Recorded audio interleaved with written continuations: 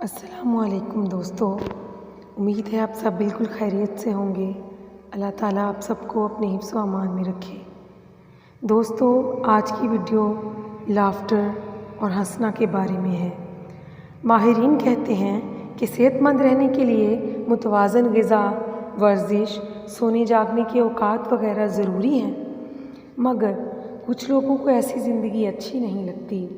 تو ان کے لیے گڈ نیوز یہ ہے کہ صحت مند رہنے کے لیے زیادہ سیریس نہیں بلکہ نان سیریس ہونے کی ضرورت ہے اور ہنسانے کی ضرورت ہے۔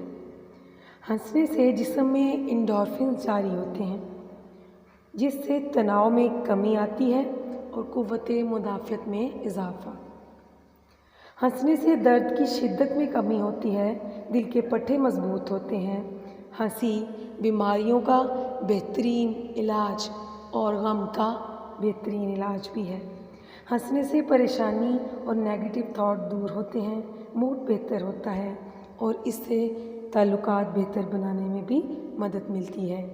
ہنسانے سے آپ فٹ رہتے ہیں اور آپ کی ذہنی اور جسمانی کارکردگی بہتر ہوتی ہے۔